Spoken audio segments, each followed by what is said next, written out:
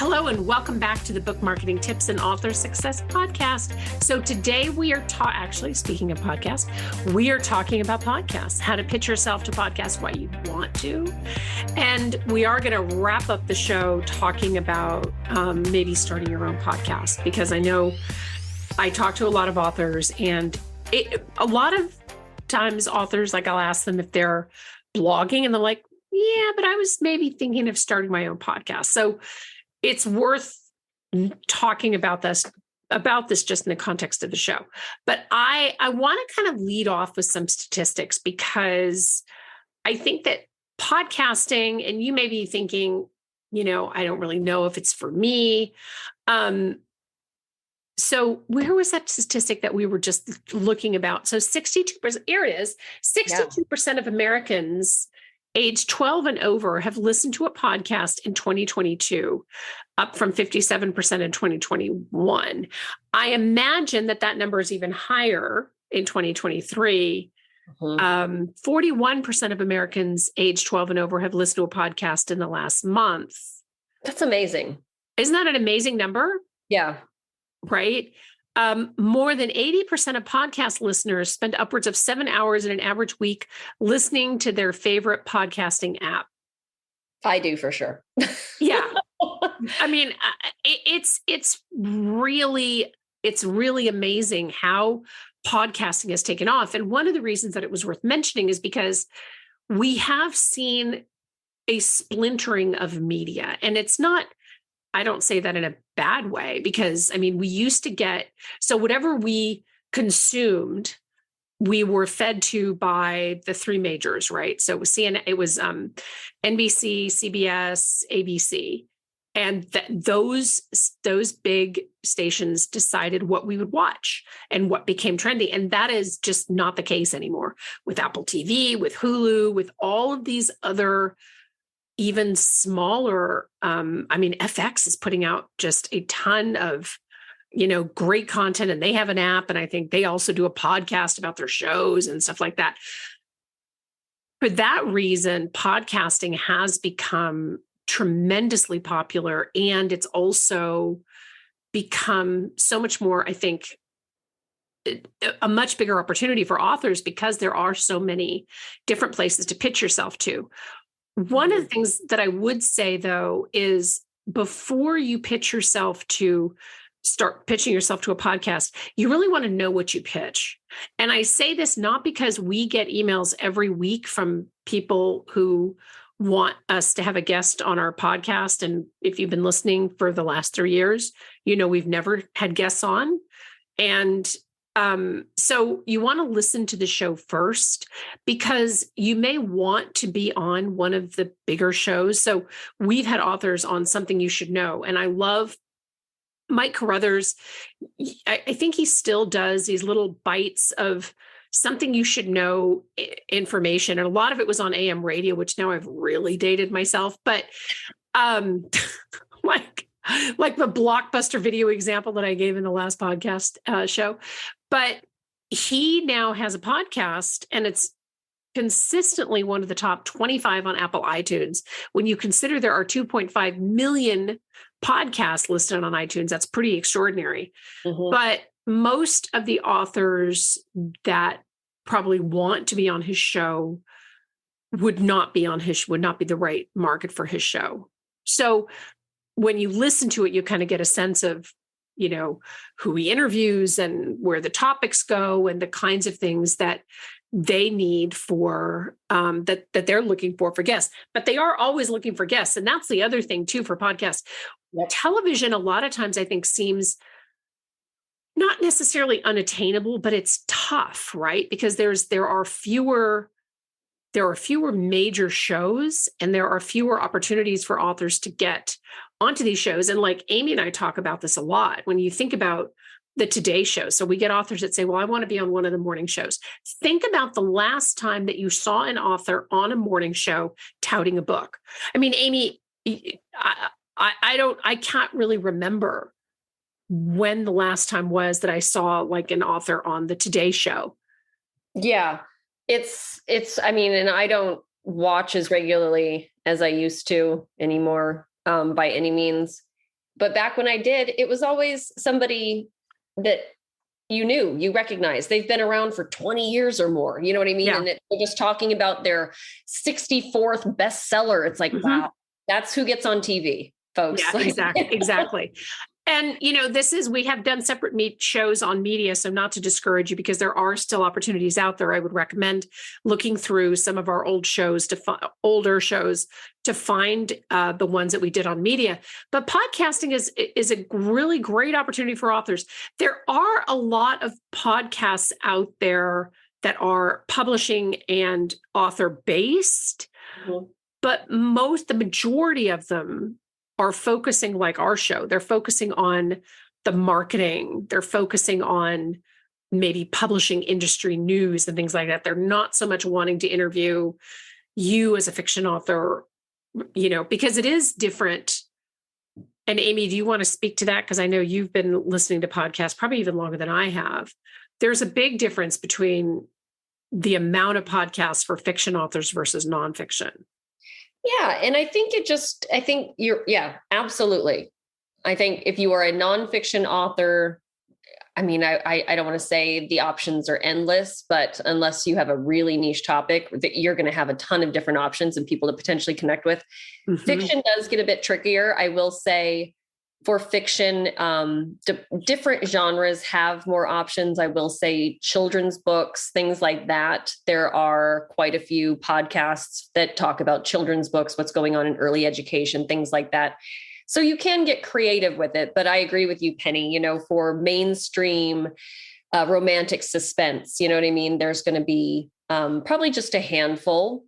But a lot of these places record weekly, some of them have multiple. They have 1 or 2, even 3 shows a week because they just, they block record interviews and things like that. So they can keep it going because they know that, I think realistically, readers that are listening to podcasts to find new books are probably very voracious readers. You know what I mean? These are not people that are buying 3 or 4 books a year. These are people that are buying 3 or 4 books a month, probably. Mm-hmm. And they have to keep up with those kind of demands and those demographics. So like you said, Penny, I encourage everybody, just be really smart. And like you said, start listening to some of them and you'll get a feel for what they cover and what they're looking for.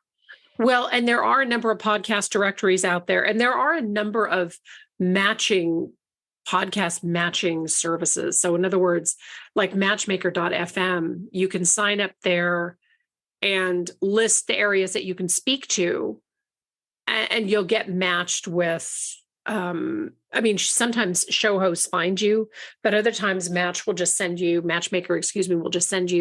a list of places that might work given the topics that you felt that you can speak to. Mm-hmm. One of the things that I would suggest, though, for nonfiction, it's a little bit easier. So your topics are very self-evident, right? But for fiction, think about not just, it's great to talk to voracious readers like Amy mentioned and talk about your book and all this other stuff. But I would also suggest that you think about, writing a book is a phenomenally difficult task. Most people never accomplish it. And some of these podcasts might be interested in listening, talking with an author about the process of writing and the process about getting published. So that's another opportunity for you in terms of as you're seeking out podcasts to be interviewed on.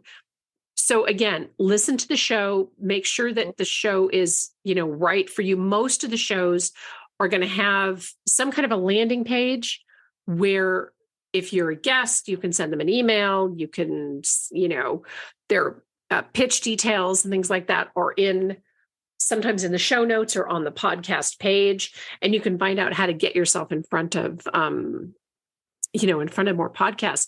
But there's a lot of benefit to, Amy, I'm sorry, you were going to say something? No, I was just going to say one more tip, and only because it's top of mind because of our last show. We talked about connecting with readers. And so another tip for finding the right shows, don't be searching necessarily, especially if you write fiction, don't be searching author podcasts. Search for reader podcasts. Yeah, that's a very good point. Book podcasts. You know what I mean? Find things that put your reader hat on and find something that you would look for as your own reader, not as you as an author looking to book media. Kind of get in the headspace of the consumer and what they'd be looking for. And those are likely the kind of shows you want to start connecting with. Exactly. No, that's a really, really great, that's a great reminder. I'm glad that you brought that up. The other reason that I like podcast, and I've been accused of being a little bit of a podcast snob. So I have a hard time with shows that are really long, like a show that's an hour or a show that's 90 minutes. I think, and you and I talked about this a little bit in the green room, Amy. I mean, that show, if you're going to go an hour for a show, has got to be really, really compelling, because otherwise you're losing people at the 15-minute mark and certainly at the 30-minute mark. Yeah. I mean, I think the really long shows are really shows that are telling a story. You know what I mean? There's a clear trajectory. I can't imagine listening to anybody do like a Q&A type podcast for more than 20 or 30 minutes, Yeah. Yeah. However, if you are in the beginning of your career, so if you're just starting out, you've never been interviewed before, and maybe this feels a little bit intimidating, sometimes an hour-long show can give you the opportunity to, I hate to say this, but it kind of you start to warm up like after the 20-minute mark. Like the first 10 minutes, you feel a little bit nervous. You're being interviewed on the podcast. And sometimes some of these podcasts like to record in video too. So now you're in video and, you're being recorded and there's a lot going on. So sometimes the longer shows, again, if you're a newbie, can really help you to, you start to kind of smooth out the edges as the show goes longer.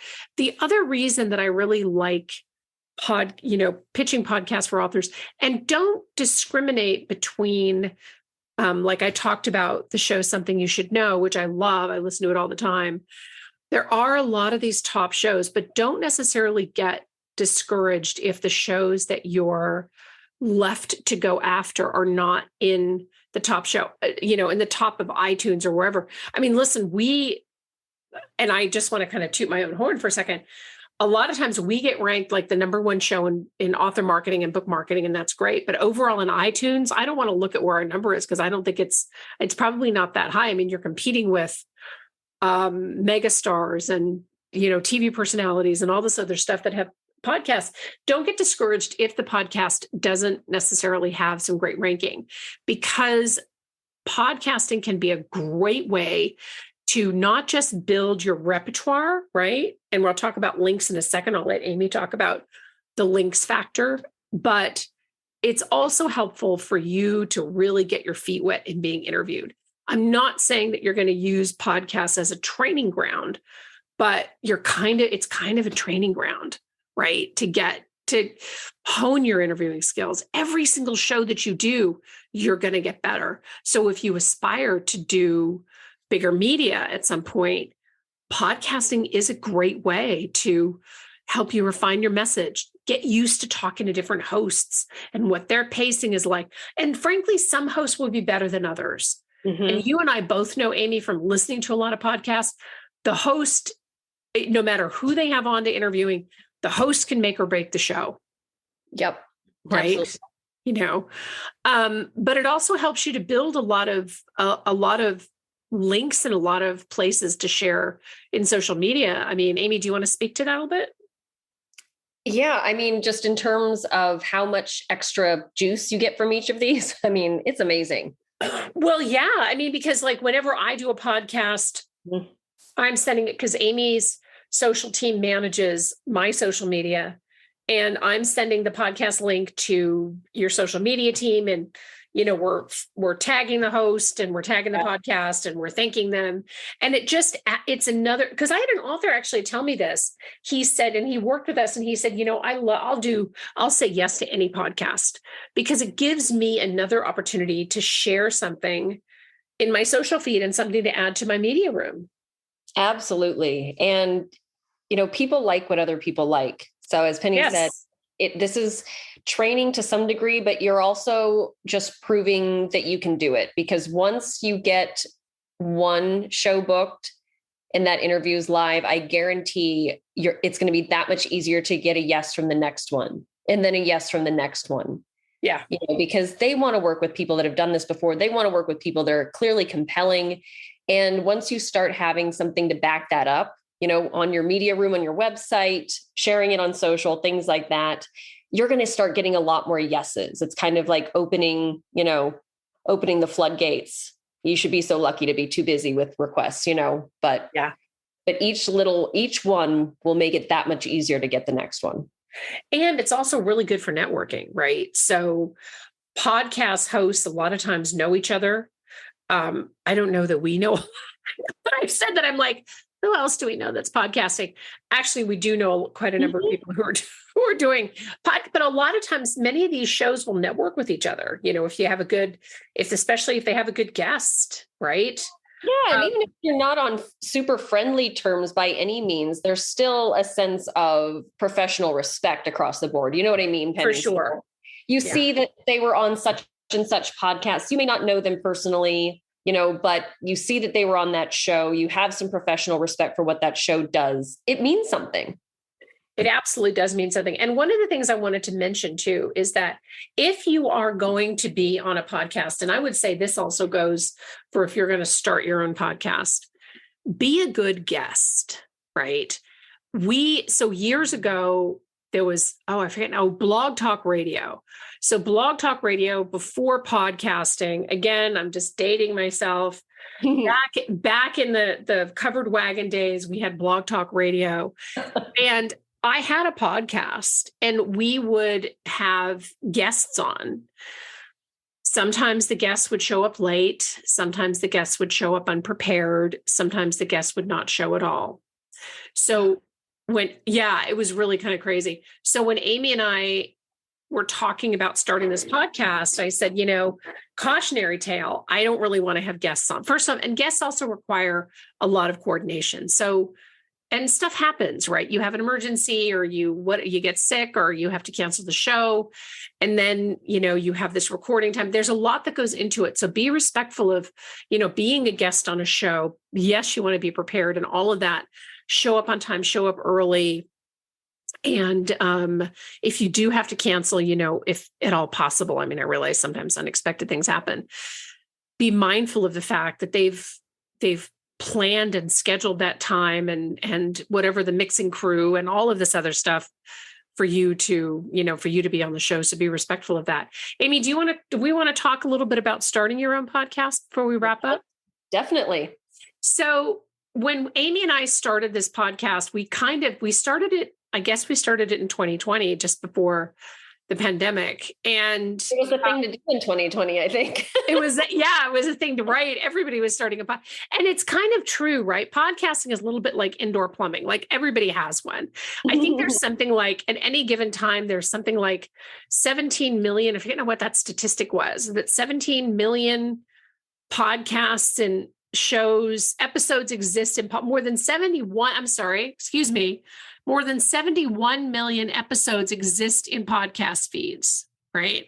So apparently a lot of people had the same idea in 2020. But one of the things that she and I talked about at the beginning of the show was, before we decided to do this, was how long the shows were going to be, which we haven't really adhered to that, but it is what it is. Sometimes the content just, deems the show to be shorter or longer. But we also talked about what we were going to focus on. And I think that's the most important thing. It's kind of like, blogging back in the day when blogging was new. And again, here I go with the dating myself. But when blogging was new, like everybody wanted to do it. Blogging is great. I have a voice. I can get on there. And then you see more abandoned blogs than anything else. And the same is true for podcasts, right? I don't know what the statistics are for people who have abandoned their shows, but I would imagine it's probably pretty high. Yeah. Sorry, I want to say on that, let me find it real quick. Did you find that on that statistic list? Yeah, you mentioned that there are 71 million episodes. Apparently 2.5 million podcasts are listed in the Apple Podcast app alone, but only 450,000 are active. Thank you. At the time that they did this research. So, and that was only a year ago. This is a 2022 research piece, I think. So, wow. Okay. Yeah.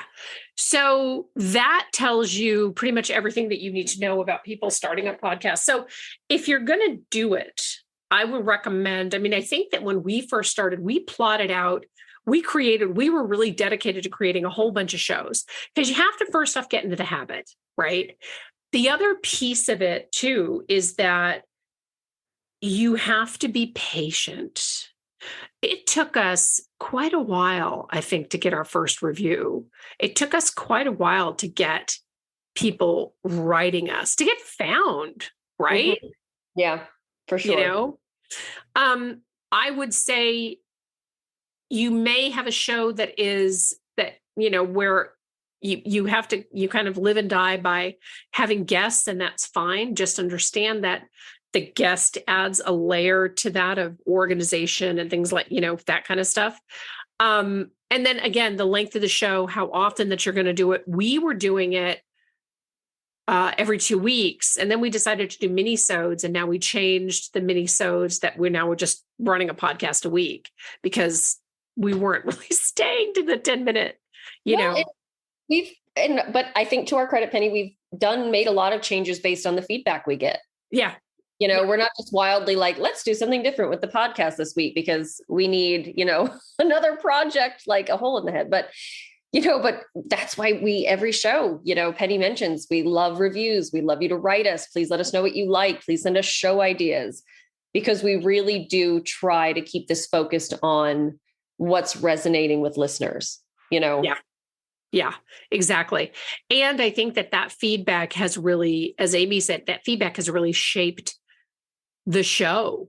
It's shaped the show. We used to do and I don't know if you go back and listen to 2020, you'll probably pick up on this. We used to do very scripted shows, but some of the feedback that we got from people is that they liked our banter, as long as it was productive banter. Like Amy and I could get, this is the second time we're recording the show, because the first time we got completely sidetracked talking about all the true crime podcasts that we listen to. So at some point I was just like, I know, you're welcome. At some point I was like, this is a terrible show. We have to stay, we have to really stay focused. But I think that so we figured out what the dynamic was. Sometimes it works, as I said, sometimes it doesn't always work, like re-recording this show. We got a lot of feedback from listeners saying that they really liked the synergy between she and I. We've been working together long enough that we know kind of where the other stands on things and how to bounce stuff back and forth. But that all came from listeners. So I think it's important to listen to your listeners. The other thing is plan on having, so we use Buzzsprout to send out our podcast. We also have a mixer guy that I found on Fiverr who's great. And we have our intro and outro music.